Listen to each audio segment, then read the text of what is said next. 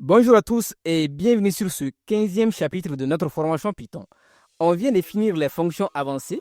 Vous savez créer des blocs de code réutilisables et flexibles. Mais si votre programme fait 5000 lignes, vous allez tout mettre dans un seul fichier.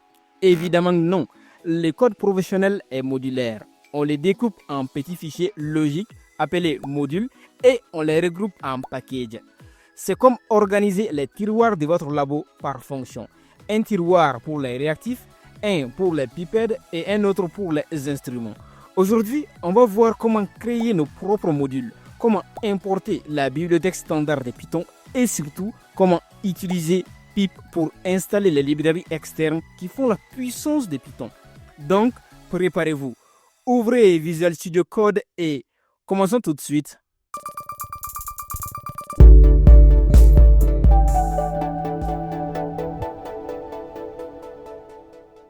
Commençons par comprendre pourquoi on a besoin des modules. Je vais décortiquer la question en 3 problèmes dont l'usage de modules résout efficacement. Premier problème, le fichier monstre. Imaginez un fichier programme.py de 10 000 lignes. Vous avez des fonctions de calcul, de gestion des fichiers, d'affichage graphique, de connexion au réseau. Tout est mélangé. Si vous cherchez une fonction précise, bonne chance. Deuxième problème, la réutilisation. Vous créez une fonction géniale pour calculer des statistiques. Vous voulez l'utiliser dans un autre projet. Vous allez copier tous les fichiers des 10 000 lignes? Non. Vous voulez juste cette fonction précise. Troisième problème, le travail en équipe. Vous êtes 5 développeurs sur le même projet. Tout le monde modifie le même fichier. Les conflits de version, les écrasements des codes, c'est l'enfer. La solution, les modules. Un module, c'est un fichier .py qui contient des fonctions, des classes, des variables liées à un même thème. Vous créez mathutils.py pour les maths, fileutils.py pour les fichiers, networkutils.py pour les réseaux. Comme avantage, nous avons l'organisation. Chaque fichier a un rôle clair. Ensuite, la réutilisation. Vous importez juste le module dont vous avez besoin. Encore, la maintenance. Un bug dans les calculs, vous savez que c'est dans math.utils. Et enfin, la collaboration. Chaque développeur travaille sur son module spécifique. Un module, c'est juste un fichier .py. Aussi simple que ça. D'accord? Maintenant, nous allons partir avec 2 étapes pour la création de notre module. OK? L'étape 1, c'est de créer le fichier du module. C'est-à-dire, vous allez créer utilislabs.py dans votre éditeur de code Visual Studio Code. OK? Ensuite, l'étape 2, nous allons écrire des fonctions dans ce fichier. OK? Comme ce sont des fonctions qu'on a eu à voir dans le chapitre précédent, je vais directement les coller ici. D'accord? OK. Ces 2 fonctions, def, calculer IMC pour le calcul de l'IMC et ensuite pour calculer la moyenne. OK. D'accord. Également, j'ai ajouté des docstring que vous voyez ici, ok, les textes entre les triples guillemets. C'est la documentation de la fonction. Quand vous ou vos collègues utiliserez cette fonction, vous saurez ce qu'elle fait réel. D'accord? Ok, voilà notre module est créé. Maintenant, utilisons-le. Pour utiliser les fonctions d'un module, on doit l'importer. Il existe plusieurs syntaxes. La première méthode, c'est l'import complet. On importe tous les modules et on préfixe les fonctions avec le nom du module. D'accord? Donc, la première chose à faire, c'est de créer un nouveau fichier ou un nouveau module dans le même répertoire que notre premier module utillabs.py. D'accord? Donc, ici, vous allez créer un nouveau module dans le même répertoire que utils.lab, nommez-le main.py. OK? Dans ce main.py, nous allons partir avec la première méthode nommée import complet. Donc, pour ce faire, on va dire import. On va utiliser le mot-clé import. Ensuite, suivi du nom du module utillabs. OK? D'accord. Ensuite, nous allons créer une variable IMC qui va faire appel à la fonction de ce module. OK?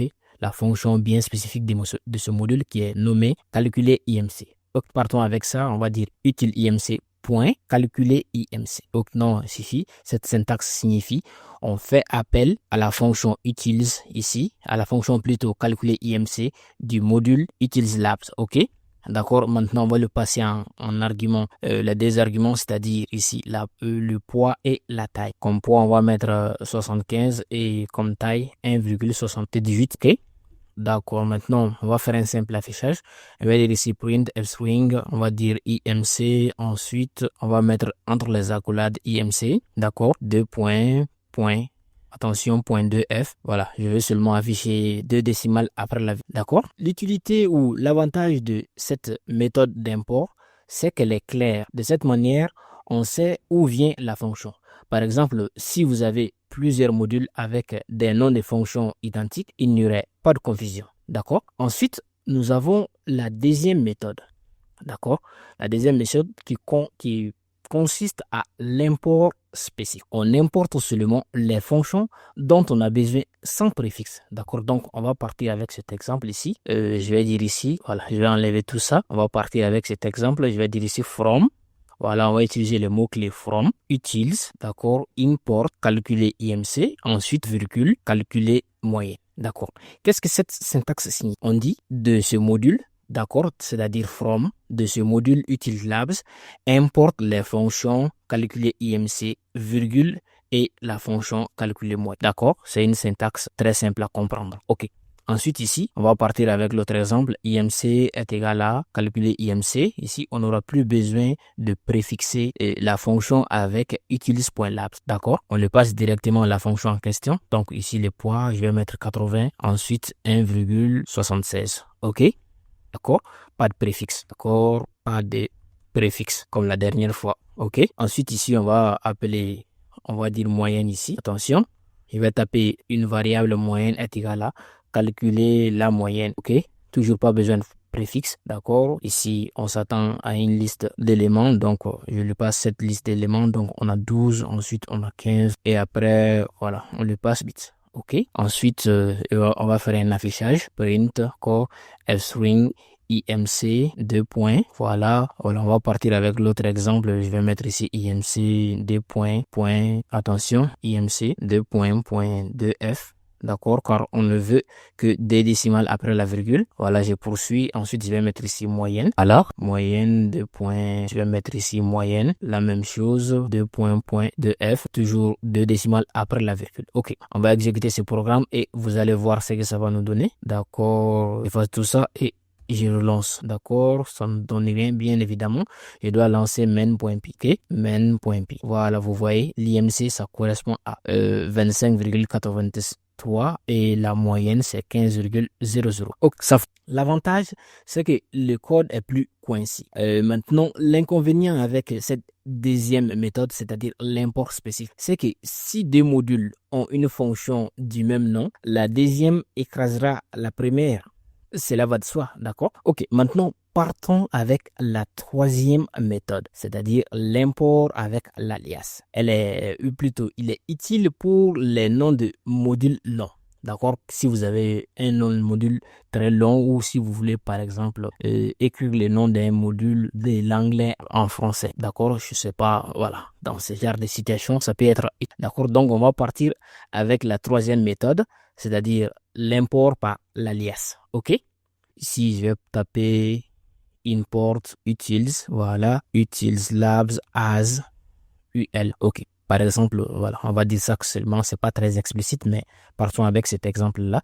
D'accord, toujours avec notre IMC. Attention, qu'est-ce que je viens de faire? Voilà, as ul. OK. OK, maintenant, on va taper IMC est égal à ul. Voilà, ici. Attention, ul point, calculer IMC. OK, donc toujours la même chose, 90, et ensuite on va le taper 1,10. D'accord, le poids et la taille. OK. D'accord, c'est la même chose, on peut faire un autre affichage, vous avez compris le principe. OK. Maintenant, la méthode à éviter, la quatrième méthode, c'est l'import wildcard. D'accord? C'est-à-dire ici, au lieu de taper, on va faire un exemple ici, je vais vous montrer un exemple, je vais dire from utils labs import all. C'est-à-dire ici, le symbole astérisque signifie all. C'est-à-dire qu'on va importer toutes les fonctions de ce module. Pourquoi éviter? Parce que vous importez toutes les fonctions et variables du module sans savoir lesquelles. Ça pollue l'espace de nom et crée des comptes. Dans du code professionnel, c'est simplement et purement interdit. D'accord? Donc, essayez d'éviter cette syntaxe dans la mesure du possible. OK? C'est une mauvaise syntaxe, donc ici, je vais même le mettre. Attention, Ici, je vais lui mettre mauvaise syntaxe. OK? Pour que vous le compreniez, mauvaise syntaxe. D'accord? C'est l'import wildcard. Donc ici, dans ce module, on importe tout, fonction, variable, tout. D'accord? Le langage Python vient avec une quantité incroyable de modules préinstallés. C'est la bibliothèque standard. Quand vous installez Python, vous installez aussi des dizaines de modules avec des tâches courantes telles que la mathématique, les dates, les fichiers, le réseau, etc. Vous n'avez pas besoin de les installer, juste de les importer. D'accord? Donc, on va partir avec notre premier module, le module maths, pour les fonctions mathématiques. OK? D'accord, ici, on va dire, ici, je vais taper une porte maths, très simple. Et ensuite, on va faire un simple affichage de la fonction pi. Comme vous le savez, pi correspond à 3,14. OK? Autant pour moi. Print. Je vais taper un f-string pi. Ensuite, on va taper dans les accolades math.py. Voilà. Très simple. Vous voyez, non? Math.py. OK. Lorsque je vais exécuter ce programme, vous allez voir ce que ça va nous donner. Mais continuons avec d'autres fonctions. On va faire pour la racine et les cosinus. OK. On va continuer. Je vais faire print f-string racine carrée. Racine carrée, la racine carrée des nombres, la racine carrée de 16. OK, on peut dire racine carrée de 16 est égale. Ici, des points dans les accolades, on va taper math.square. Voilà, si je ne me trompe pas, voilà, c'est bien ça. Et entre les parenthèses, je vais taper 16. OK, pour la racine carrée de 16 qui doit correspondre à 4. D'accord. Ensuite, print f-string. Je continue avec cosinus, comme je vous l'avais dit, cosinus. Voilà la fonction cosinus. Cosinus de 0. Voilà. Ensuite, entre les accolades, je tape math.cosinus. Voilà, ou cos plutôt, math.cos. Voilà, et ensuite, je vais mettre entre les parenthèses 0, cosinus de 0. OK. Donc, ici, on va exécuter ce programme et vous allez voir ce que ça va nous donner. Voilà, j'exécute le programme. Vous voyez, pi est égal à 3,14. Voilà, et plein d'autres. Voilà, plein d'autres décimales après la virgule. Ensuite, la racine carrée de 16, ça donne 4 également. Le cosinus de 0, c'est 1. OK, ça fonctionne. Maintenant, le deuxième module, le module à random pour les nombres aléatoires. Nous l'avons déjà mentionné au cours de notre projet sur le quiz Python Master. Mais maintenant, nous allons l'utiliser concrètement. D'accord? Donc, on va partir avec cet exemple ici. Je vais effacer ça. Je dirais import à random. OK, on importe le module à random. Ensuite, je vais faire un affichage print random. Attention, random.randIt. Voilà, randIt. Et ensuite, je lui passe en argument 1 et 100. Donc, il va générer des nombres aléatoires entre 1 et 100. Donc, je vais le mentionner ici en commentaire. Nombre aléatoire entre 1, voilà, entre 1 et 100, OK, pour que ça soit bien plus clair. OK, d'accord, donc ici, on va ensuite faire un autre affichage. Je vais dire print random.choice, voilà, pour qu'il fasse des choix parmi une liste d'éléments. Choice, OK, choice, OK, et on va lui passer la liste d'éléments. Ici, c'est A. Ensuite, je lui passe B et ensuite, je lui passe C. D'accord? OK. Choix aléatoire. Donc, il va faire un choix aléatoire. Choix aléatoire. OK. Très simple. D'accord? Donc, vous allez voir. Je vais exécuter le programme pour que vous voyez un visuel très concret. Python main.py. OK. Vous voyez, il a choisi 39 et C. Si j'exécute à nouveau, 67 C. Voilà, et voilà, 3B, voilà, ainsi de suite. À chaque exécution plutôt, il va faire un choix aléatoirement, au hasard. OK? D'accord. Maintenant, partons avec le troisième module, datetime, pour la gestion de l'horodatage. OK? Donc, je supprime tout ça. Je vais dire import datetime. D'accord?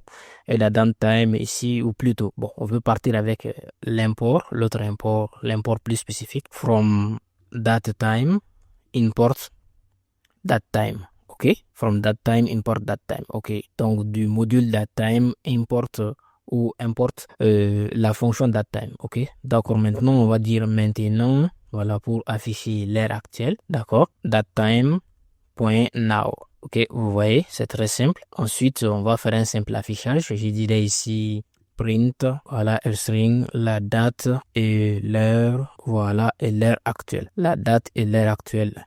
Donc, il va nous afficher la date et l'heure actuelle. Ok, maintenant. Très simple, et je lui passe un argument maintenant. Voilà, ensuite on va enchaîner. Au lieu d'afficher ça directement ici, print. D'accord, je vais faire string, année, deux points. On va taper maintenant. Voilà, maintenant, point heure. D'accord, donc on va afficher la date et l'année actuelle plutôt. Ok, voilà, ce sont des fonctions très simples ici du module datetime. D'accord, ok. Je nettoie tout ça et j'exécute le programme. Vous voyez, la date actuelle, voilà, la date et l'heure actuelle, 2025, 12e mois le 25, voilà, 23 heures, ok. Et joyeux Noël, voilà, on est, le 25 du 12e mois, d'accord? Donc, joyeux Noël à tous. Ok, année 2025. D'accord, poursuivons. On va maintenant continuer avec le module 4, le module OS, pour les interactions avec les systèmes d'exploitation. Créer des dossiers, lister des fichiers, etc. D'accord? Donc, OS, ça signifie Operating System. OK? Système d'exploitation. D'accord? Import OS. D'accord? Ensuite, on va faire print. Voilà, string, répertoire, d'accord, répertoire actuel, d'accord, pour que vous puissiez obtenir le répertoire actuel plutôt. Donc, ça peut être utile, par exemple, pour générer des fichiers, des PDF, etc., ou simplement pour avoir des renseignements, d'accord. Au lieu de get ici, c'est get, voilà, get CWD, ok. Get CWD, si je ne me trompe pas, voilà, c'est bien ça. Ensuite, ici, je vais mettre le commentaire pour que vous puissiez voir quelle est la différence, d'accord? Ok, d'accord, ou je vais le laisser, c'est pas très grave, d'accord? Ensuite, d'accord, ici, on va l'exécuter pour voir d'abord en premier lieu ce que ça va nous donner. Je l'exécute, voilà, le répertoire actuel, voilà, c'est ça, d'accord? Ok, ensuite, je peux poursuivre avec os.mkdir pour créer un autre dossier, d'accord? Mkdir, et ici, à l'intérieur, je vais mettre ici formation. On peut mettre formation Python, d'accord? On va mettre formation Python, d'accord? Pour créer un nouveau dossier à l'intérieur de notre fichier ici, de notre répertoire actuel, d'accord? À l'intérieur de notre répertoire actuel, ici, je vais mettre créer, voilà, attention, créer dossier, d'accord? Ok, donc je sais pas, voilà, si je le fais, je sais pas, est-ce que dans l'explorateur affichage, voilà, on va vous montrer l'explorateur, voilà, vous voyez, voilà, ce sont les différents, il n'y a pas de dossier ici, donc lorsqu'on va exécuter le programme, normalement, il doit nous montrer l'appareil, on doit ici obtenir un nouveau dossier, il n'y a que le dossier ici PyCache, voilà, qui est créé automatiquement lorsque vous exécutez un code Python, d'accord? Donc, d'accord. Ici, je vais exécuter le programme. Normalement, il doit nous créer un nouveau dossier à l'intérieur. Voilà, formation Python. Donc, vous voyez, automatiquement, rien qu'avec cette syntaxe os.mkdir pour créer un nouveau dossier, on a créé un dossier ici. D'accord? OK. Voilà, la bibliothèque standard contient plus de 200 modules. Consultez la documentation officielle de Python pour les découvrir en allant sur le site docs.python.org. D'accord? Lorsque vous avez beaucoup de modules, vous les organisez en package. OK? Un package, c'est un dossier qui contient plusieurs modules plus un fichier spécial appelé __init__point_py. Ce fichier peut être vide, mais il doit exister pour que Python reconnaisse le dossier comme un package. OK? Comme je vous le disais, le fichier __init__point_py peut être vide ou contenir du code d'initialisation du package. Dans les versions récentes de Python, c'est-à-dire les versions 3.3 ou supérieures, il n'est plus strictement obligatoire, mais c'est une bonne pratique de l'inclure pour la compatibilité. OK? D'accord, maintenant partons avec un petit exemple. D'accord? Exemple, supposons qu'on va importer depuis un package. OK? Donc, je vire tout ça ici. Donc, ici, supposons que le package soit l'abject utile. D'accord? Donc, on va dire from, d'accord? C'est comme lors d'un module, d'accord? Comme l'import d'un module. On va dire from l'abject underscore, l'abject utils, point, math, d'accord? Math utils, d'accord? Import, d'accord? Import calculer moyenne, d'accord? OK. Ici, on peut même partir avec un autre exemple. On peut dire ici from math utilise. D'accord, je vais prendre cet exemple-là. Voilà, on le met en bas. Ici, from math utilise on peut mettre même point data utilise au lieu de math utilise ici. From labject utilise data utilise import. Cette fois-ci, on va dire formanté non. D'accord, ce sont juste des exemples. D'accord, pour que vous ayez un exemple. Ok, qu'est-ce qui arrive maintenant? Ça, c'est le nom labject utilise labject utilise plutôt, c'est le nom de notre package. À l'intérieur de ce package, nous avons notre module math utilise. Et dans ce module-là, nous importons la fonction calculer moyenne. D'accord? Donc, le nom de notre package ici, c'est labject utilise. OK? Vous pouvez aussi voir des sous-packages, par exemple des dossiers dans des dossiers pour des projets vraiment complexes. Donc ici, par exemple, si on disait, en partant avec un autre exemple, si je disais from labgest. Disons patient manager, on va partir comme ça, patient manager. Disons patient, d'accord? C'est un exemple, hein. Donc, vous voyez, ça, c'est le nom du package. Ça, c'est le nom du module ou du sous-package. Et ça, ici, c'est le nom du module. Ainsi de suite. Vous voyez, non? OK. La vraie puissance de Python vient des packages externes. Des millions de développeurs ont créé des librairies pour tout. L'intelligence artificielle, le web, l'analyse des données, la visualisation, etc. Pip, pour Package Installer for Python, c'est l'outil qui télécharge et installe ces librairies depuis le Python Package Index, c'est-à-dire le PyPI. OK? Tout d'abord, vérifiez que pip est installé. D'accord? Donc, ouvrez votre terminal et tapez cette commande suivante. Vous allez mettre pip, attention, pip-version. D'accord? Pour vérifier la version du pip.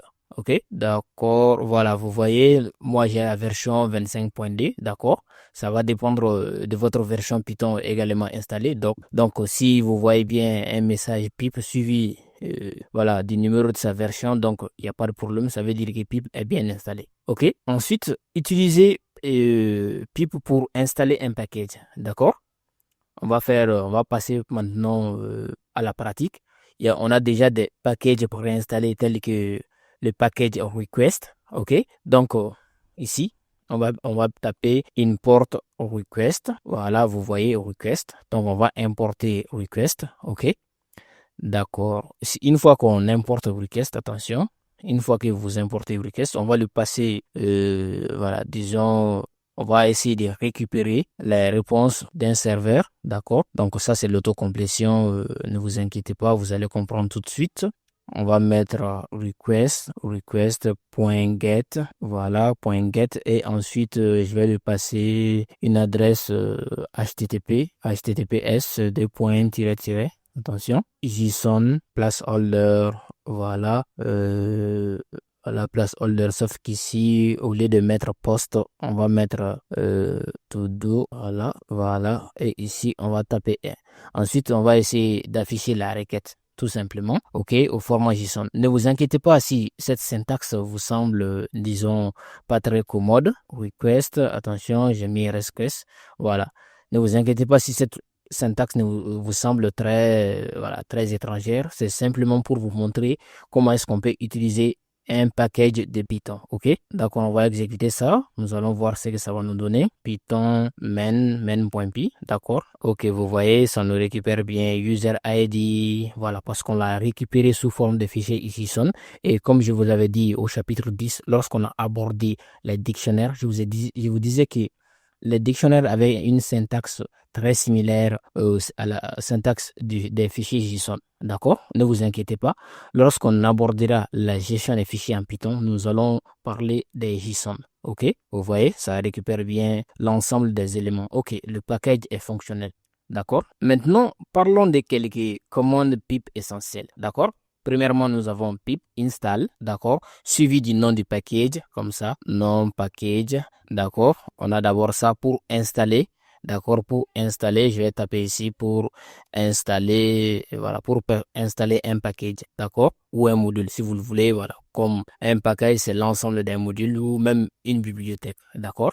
Donc, on utilise cette syntaxe pip install nom du package. Ensuite, ça c'est pour installer le package en question. Ensuite, nous avons, attention, je supprime tout ça. Après pip install, on a pip uni install. Une install, ok?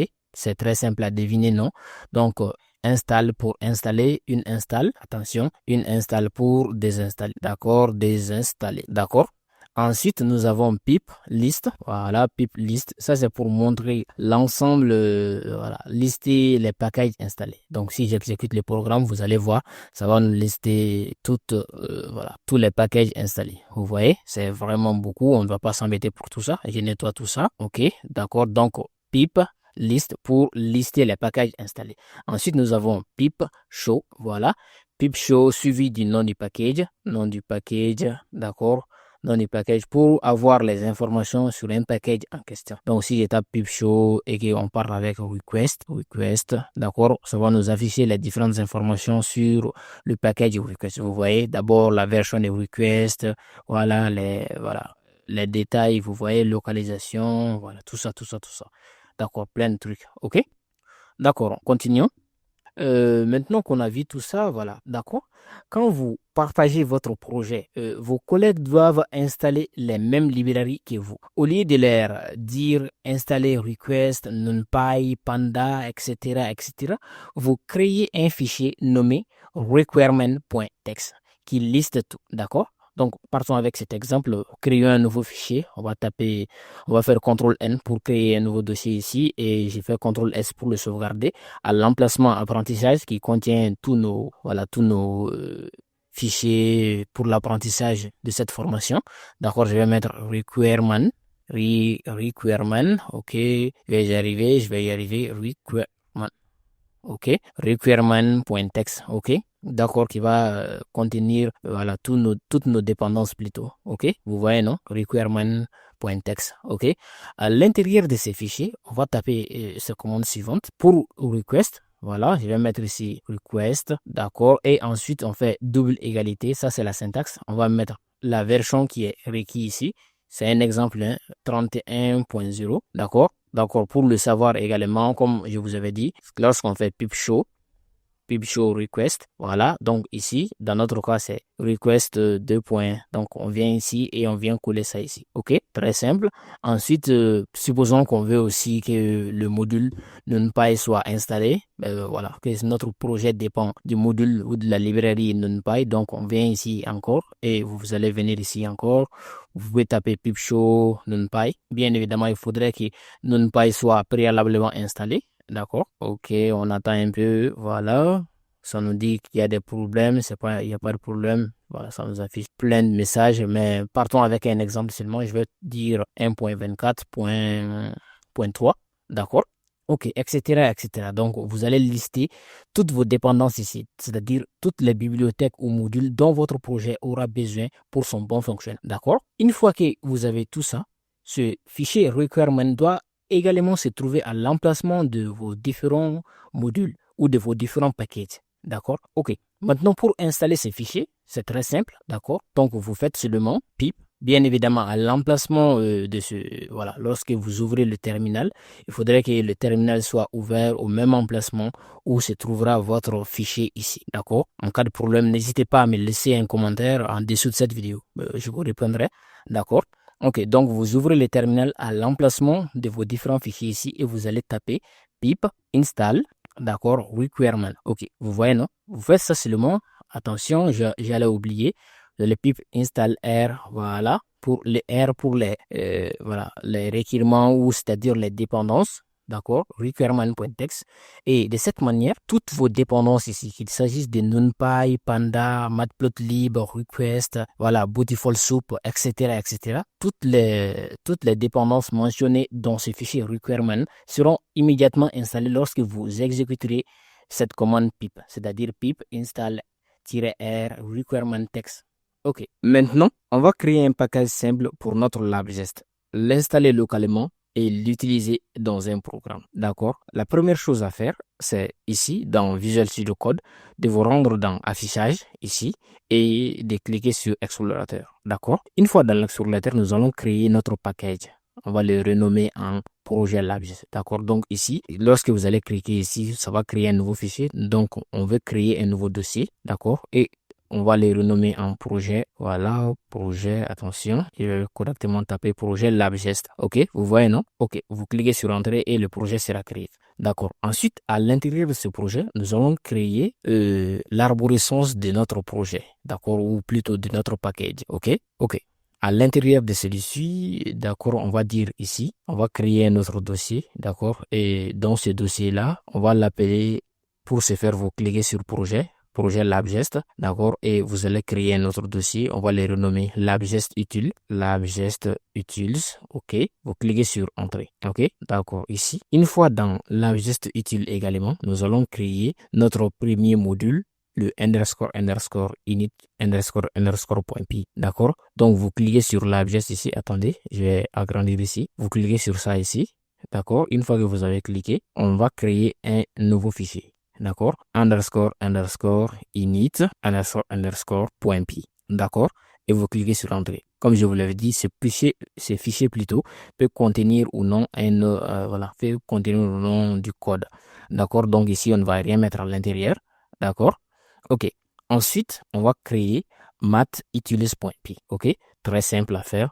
Donc, on va pas trop s'attarder là-dessus. Vous cliquez à nouveau sur LabGest utile et vous allez cliquer ici, nouveau fichier. On va mettre math, voilà, utils pour le module mathutils.py. D'accord, c'est un module qui va contenir toutes les fonctions mathématiques. D'accord, donc ici, au lieu de mettre S, on va laisser comme ça mathutils.py. Et lorsque j'ai fini, je clique sur entrée. D'accord, vous voyez mathutils.py écrit. Ensuite, on va poursuivre avec data_utils et main_utils. Ok, ici, je vais taper ici toujours dans notre LabGest ici. Donc ici, je vais taper ici nouveau fichier. On va poursuivre avec data_utils.py. Ok, ok. Donc ici, à l'intérieur, ici, donc on va ensuite créer notre, disons notre. D'accord. Après avoir créé data_utils.py dans LabGest utile, vous allez créer main.py dans projet LabGest. D'accord. Ok, vous allez tout de suite comprendre. Ok, poursuivons. Maintenant, dans notre premier module, c'est-à-dire le module mathutils.py, nous allons créer les différentes fonctions mathématiques. D'accord? Ok, on va commencer tout de suite. On va commencer par la fonction calculer moyenne, def calculer moyenne, qu'on a eu à voir plein de fois. D'accord? Donc, je ne vais pas l'expliquer à nouveau ici. Ok, on poursuit, je vais mettre la documentation ici. Voilà, calcul, voilà les calculs de la moyenne. D'accord, on va passer très vite sur ça. D'une liste, voilà, calcul de moyenne d'une liste. D'accord, je continue. Voilà, if not number. Ok, on va poursuivre. Return 0. Ok, sinon, return sum. Voilà. Attention, somme des nombres. Voilà, la somme des nombres divisée par le nombre des nombres. Ok, le décompte des nombres. Ok, très simple. Ici, on continue avec la deuxième fonction qui consistera à calculer l'écart type.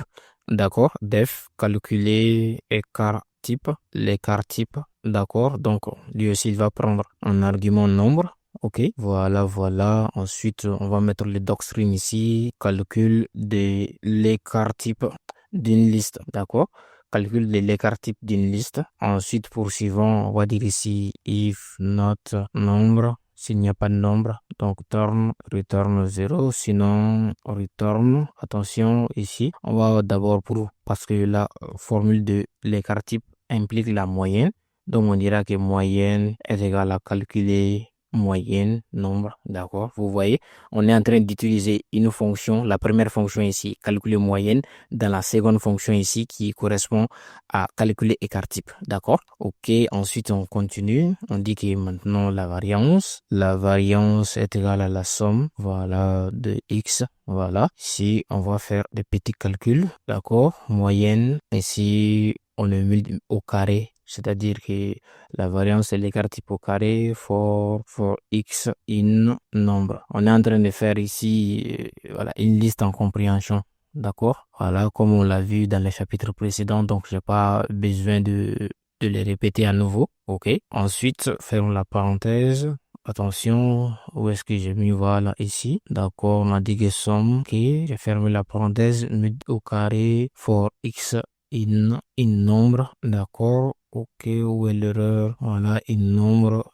Ensuite, voilà, on les divise par len des nombres. Ok, d'accord, ici, attention, je vais trouver l'erreur ici. Je sais pas bien où est l'erreur? Attention, somme, d'accord, x moins moyenne au carré. Attention, je suis en train de voir où pourrait se trouver l'erreur, où pourrait se trouver. Ah oui, oui, oui, oui, j'allais oublier. Voilà, tout ça, ça fait partie des sommes, d'accord? Donc, on calcule la somme de tout ça, d'accord, ici.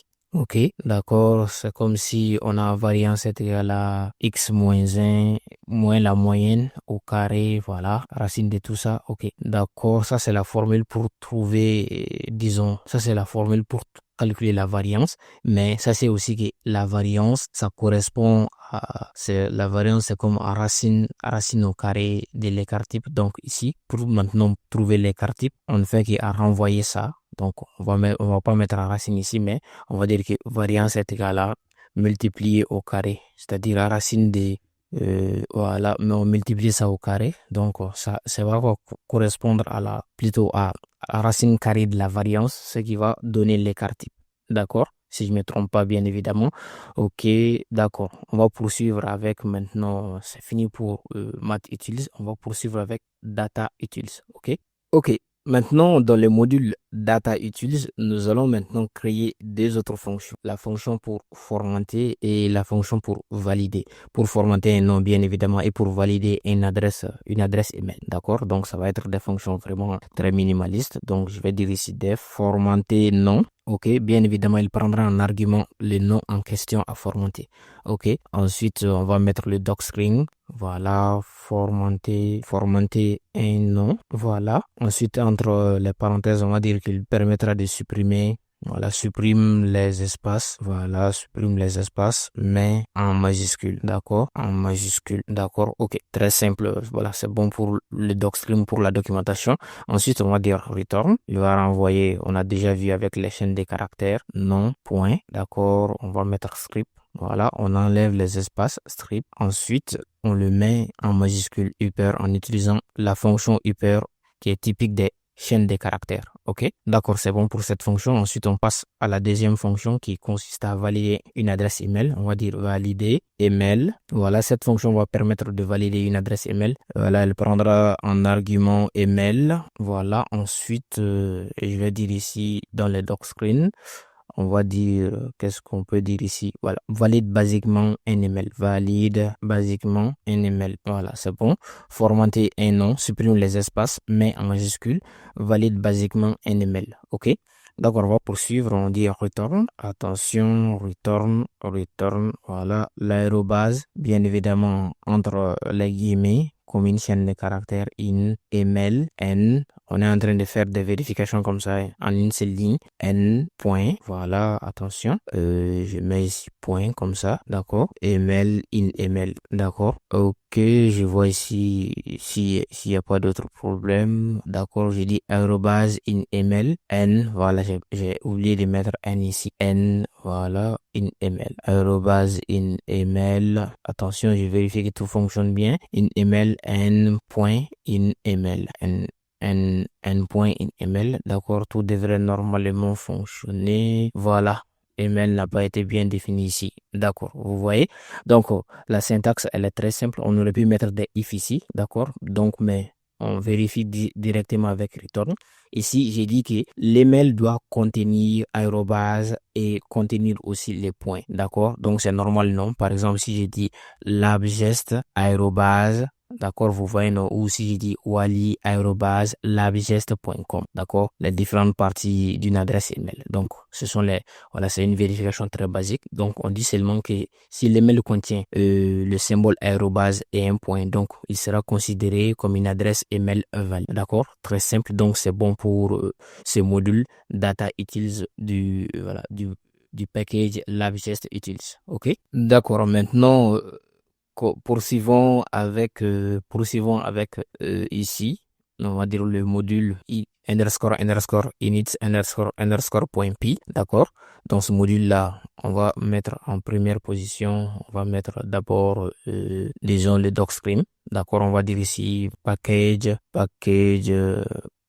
attention, package labgest. On va dire ici package labgest, d'accord? Package labgest utilise, d'accord? Utilitaire pour laboratoire, ok? Utilitaire pour laboratoire, d'accord?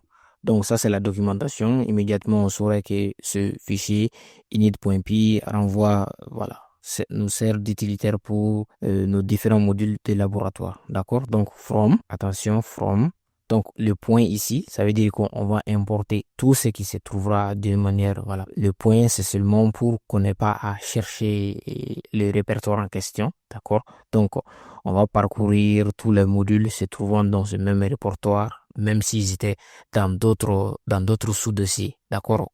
Par exemple, ici, si on avait un autre sous-dossier dans l'abject utils, par exemple, utilise bactériaux, utilise hématologie, etc., d'accord? Donc, le point ici, ça permet de rechercher voilà, tous les répertoires se trouvant à l'intérieur de ce package-ci, d'accord? De ce package LabGest utilise même avec des sous-dossiers, d'accord? Donc, on va mettre point, mat, voilà, mat utilise, voilà, voilà, import. On va importer les différentes fonctions dont on a besoin. Donc, il n'y en a que deux. Calcul moyenne, ensuite virgule, calculer écart type. Très simple. Donc, on fait pareil pour data. On va mettre point ici. D'accord, from point data. Attention, voilà. Je mets from point data utils, import. Qu'est-ce que j'importe déjà? Import formaté non, ensuite, après formaté non, valider email. D'accord? Ici, on va importer ces deux-là. Ok, maintenant, c'est bon pour notre fichier d'initialisation underscore init underscore point p. D'accord, passons maintenant au module principal, le main, qui doit être situé impérativement en dehors de l'abject ici. Vous voyez, le main correspond bien ici dans le projet l'abject et pas à l'intérieur de l'abject utile. D'accord? Ok. On aurait pu le mettre ici, mais ça n'aurait pas de sens car ce main.py fait appel à l'abject utile. Donc, il ne fait pas partie de ce module. Donc, mais il fait appel aux différentes fonctions de ce module. D'accord? Ok. Ensuite, maintenant, à l'intérieur du module main labgest.py, nous allons commencer à importer nos différentes fonctions qu'on a besoin de nos différents modules. Ok? D'accord. Commençons par importer, on va dire ici, from labgest utils, ok, on va directement import, voilà, calculer moyenne, d'accord, même si calculer moyenne fait partie de ce package-là ici, même à l'intérieur du init, on a déjà spécifié tous les répertoires nécessaires, d'accord, avec les points bien évidemment, ok. Ensuite, on continue, calculer moyenne, d'accord, avant d'oublier, je vais mettre ici calculer écart type, ok, ensuite, voilà, on va poursuivre, voilà, on va directement poursuivre, on va dire formater non, ensuite valider email. Ok, voici nos différentes fonctions dont on va utiliser. Calculer moyenne, voilà, vous voyez ici, calcule la moyenne d'une liste, ensuite écart type, calculer l'écart type, format les noms, validation basique d'une adresse email. D'accord? Donc ici, on va continuer, on va dire ici note. Voilà, note est égale à, voilà, comme avec les exemples précédents vus dans les chapitres précédents, 15. Ensuite, je poursuis avec du 8. Je mets ensuite 10 après 14. Ok, d'accord, après 14. Ok, pour ça, c'est bon pour les notes. Ensuite, je vais maintenant calculer la moyenne. Comme on l'a fait, on va dire aussi calculer moyenne et il va prendre en argument note car il s'attend à une liste d'éléments. D'accord, ensuite, j'affiche la moyenne. On va mettre ici, attention. J'utilise les doubles guillemets. Je vais mettre ici moyenne. La moyenne. Ensuite, on continue. Voilà. Rien de nouveau jusqu'à présent. On va mettre ici. Attention, j'allais oublier les F-string. D'accord. Moi, 2.2F. D'accord. Car on veut afficher que des décimales après la virgule. Je poursuis. Je vais mettre ici test. Test data utilise. On voit si data utilise fonctionne. Attention, avant d'arriver à data utilise. D'accord. On est toujours dans math utilise. D'accord, voilà, je vais m'arrêter à là. C'est pas la peine de mettre des commentaires ici. Ensuite, je poursuis. Je vais mettre ici nom est égal à quel nom choisir. Disons, on va mettre formaté nom. Et on va faire exprès de mettre de l'espace ici. Je vais mettre 2 espaces ici. Je vais mettre Wally. Voilà, tout en minuscule pour que vous voyez la différence et des autres espaces ici encore. Vous allez voir comment on a utilisé ici dans Data utilise strip pour effacer les espaces et pour mettre les noms en majuscule. Vous allez voir, ça va se répercuter lorsqu'on exécutera notre programme OnePMP, car on a utilisé la fonction formater nom qui permet d'enlever les espaces ici et de mettre les noms en majuscule. D'accord? Ok, on va poursuivre. On va mettre ici print. Voilà, les f-strings, je ne l'oublie pas. Je vais mettre ici non formaté, les noms bien formatés. Ensuite, on passe seulement le nom. Ok, d'accord. Ensuite, je vais continuer. Attention ici, il n'y a pas bien écrit le print. Ensuite, ici, je vais continuer. On va maintenant vérifier. Attention, qu'est-ce qu'on peut même vérifier? Attention, ok. Donc, on va vérifier les mails. D'accord, pour vérifier l'email, c'est très simple. On va mettre ici une variable email et on va lui donner un test @email.com. D'accord, ça c'est seulement pour valider notre adresse email. Voilà, ensuite, je vais faire une petite vérification. Je dirais if valider email. D'accord, et on lui passe en argument l'email ici. Si c'est validé, donc on va afficher un petit message seulement. On va dire f-string email et on va afficher l'email en question. Validé est validé. D'accord? Donc, print f-string, on va dire email et on fait appel à notre email en question. L'email ici, virgule, est validé. D'accord? Si tel n'est pas le cas, ce message n'apparaîtra pas. D'accord? Ok, vérifions si tout est bon. Si tout est bon. Voilà, je vais vérifier. Bon, même si on ne va pas ici, on va pas importer ça car on ne l'a pas utilisé. D'accord? C'est pas la peine. Voilà ici, on ne l'a pas utilisé. Ok, maintenant on va exécuter notre programme et vous allez voir ce que ça va nous donner. D'accord? Ok, on va exécuter ce programme. Il va rentrer dans le terminal. Il va taper Python main. Voilà, main.py. Bien évidemment, je dois me rassurer d'être dans le projet LiveGest avant d'exécuter le main.py car il y a un autre main.py ici. Je sais pas si il est présent. Voilà, ici, qui se trouve dans apprentissage du langage Python ici. D'accord? Donc, j'exécute le programme. Vous voyez, moyenne 13,80, non formaté, Wally. Voilà, sans les espaces, bien évidemment. Il a supprimé les espaces ici. D'accord, l'espace se trouvant ici. Ça, c'est l'espace qu'on a mis au cours de l'affichage. D'accord, ici. D'accord. Et ensuite, attention, je vais faire agrandir ça un peu. D'accord, on a aussi email. Voilà, j'ai même pas bien écrit email. Email test email.com est validé. D'accord, donc ici, je vais bien écrire email. Voilà, si par exemple ici, ça manquait l'arobase, vous allez voir, lorsque je vais exécuter le programme à nouveau, ça ne devrait plus donner. Voilà, vous voyez, le message ne s'affiche plus. D'accord, ok. Notre projet sur les fonctions utilitaires du laboratoire est fonctionnel, ok. Parfait. Avant de conclure, voici les 5 règles d'or pour travailler avec les modules. Règle 1. Un module correspond à un thème précis et spécifique. Ne mettez pas des fonctions mathématiques pour la gestion des fichiers ou encore la gestion du réseau dans le même module. Ça n'a pas de sens. Deuxième règle, des noms explicites. Cela va de soi. Utilise.py, c'est trop vague. Math utilise.py, file utilise.py, là c'est clair. D'accord? Troisième règle, évitez les imports circulaires. Si le module A importe B et que B importe A, Python va planter. Organisez vos dépendances en hiérarchie. Quatrième règle, documentez vos modules. Utilisez les docstreams au début du fichier et pour chaque fonction. D'accord? De cette manière, vous et vos collègues pourront bien vous retrouver. Et enfin, cinquième règle, utilisez requirement.txt pour tout projet partagé. Listez vos dépendances à l'intérieur de ces requirement.txt. D'accord? Bravo à vous pour avoir suivi cette longue vidéo. Vous savez maintenant organiser votre code comme un développeur professionnel.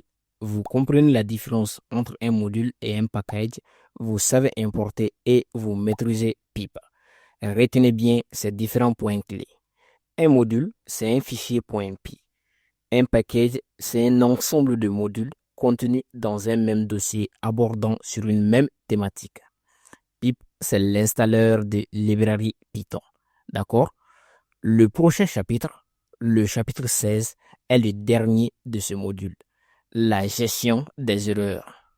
On va voir comment anticiper les problèmes, utiliser try except et rendre nos programmes plus robustes. Parce qu'un programme qui crache, c'est un programme inutilisable. Si cette vidéo vous a plu, n'oubliez pas de la liker, de vous abonner et d'activer la cloche de notification pour ne rien manquer de nos prochaines vidéos. Également, dites-moi en commentaire quel est votre module Python préféré de la bibliothèque standard. Je sais qu'on n'en a pas vu des masses, mais dites-moi quelque chose en tout cas. À très bientôt.